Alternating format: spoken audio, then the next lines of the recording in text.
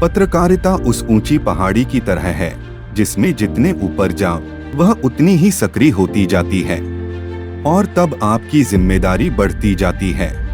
जरा से फिसले की खाई आपका इंतजार ही कर रही होती है कि कब आप सत्य से चुके और सीधे नीचे।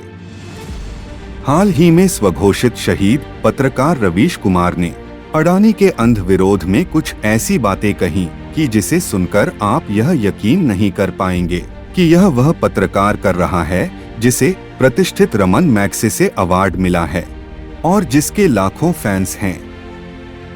रवीश कुमार ने वरिष्ठ पत्रकार करण थापर को दिए इंटरव्यू में गौतम अडानी पर निशाना साधते हुए कहा कि अगर आपको कोयला व्यापार को समझना है तो इसे समझने के लिए आपको गैंग्स ऑफ वासेपुर मूवी देखनी चाहिए।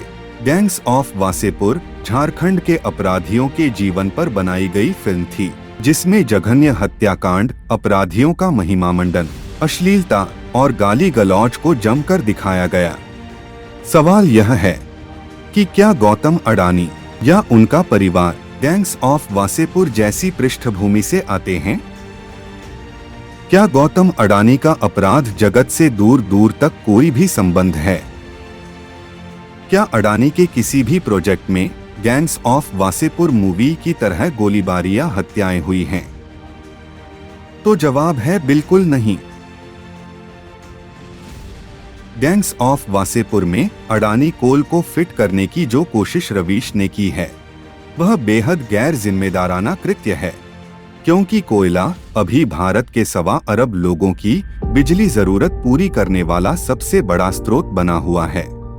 इसलिए कोयले के खनन से लेकर पावर प्रोडक्शन तक के काम को प्रोफेशनल ढंग से करने वाले औद्योगिक समूह की जरूरत इस क्षेत्र में हमेशा से बनी हुई थी। ऐसे में अडानी समूह ने इस क्षेत्र में कदम रखकर इसकी काया पलट कर दी।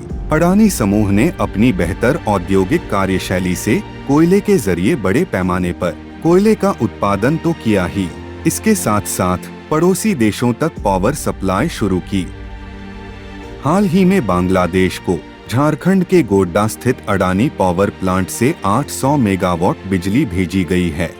बांग्लादेश को इस संयंत्र से आगे और भी बिजली देने का लक्ष्य है। यह अडानी की ही नहीं बल्कि जियोपॉलिटिकल दृष्टि से भारत की भी एक बड़ी उपलब्धि है। अडानी ग्रुप कोयले का तस्कर नहीं है, बल्कि कोयले से पावर प्रोडक्शन के काम को बखूबी अंजाम देने वाला औद्योगिक समूह है। रवीश कुमार के अडानी पर विचार सुनकर ऐसा लगता है कि गौतम अडानी का सबसे बड़ा दोष शायद उनकी सफलता ही है, क्योंकि अगर इसके अलावा उनके कामों में कोई खामी होती तो रवीश कुमार जैसा पत्रकार और उनकी टीम उन पर कोई इन्वेस्टिगेटिव स्टोरी जरूर करते।